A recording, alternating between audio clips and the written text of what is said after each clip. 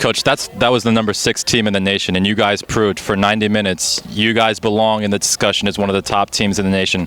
How proud are you of your team? Oh, I'm very, very proud. On the one hand, I couldn't be prouder in terms of how we came back.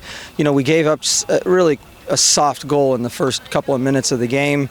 Just a really poor defensive error. We'll fix that. It shouldn't have happened, but it did.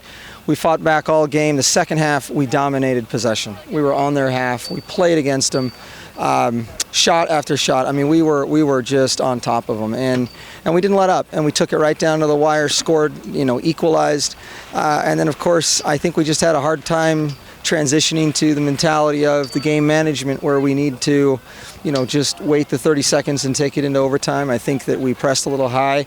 We again, didn't get into the chain, let them have that easy slot ball, didn't track back, and last 30 seconds of the game, that's a heartbreak. But certainly, what it shows to me is I would have, on the one hand, loved to have beat them, because I think that would have sent a message to the nation.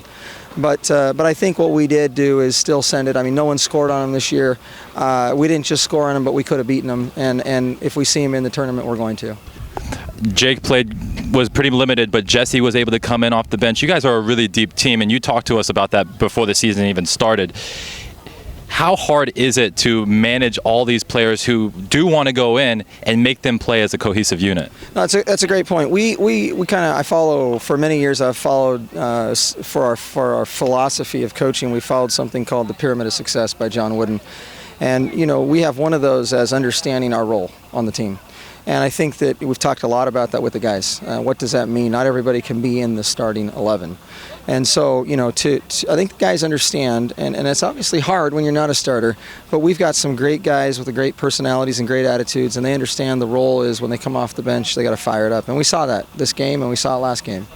I've said a lot of times that you are probably the most impressive player on this team because of the sacrifices you make to make this team more deep.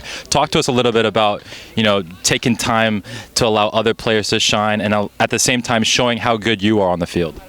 I mean, of course, I want to play to my best ability, but this is a team sport. It's not an individual sport.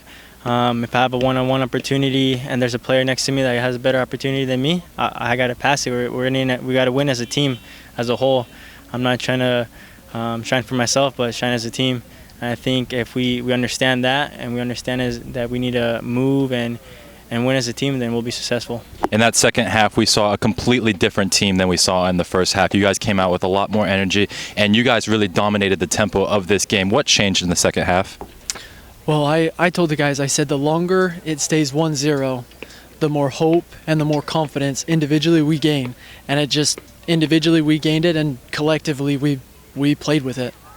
Jesse, first of all, congratulations. That was probably one of the most impressive goals that I've seen so far this year. Talk to us a little bit as you got that ball and you knew that the time was counting down. What was going through your mind when you were making that goal?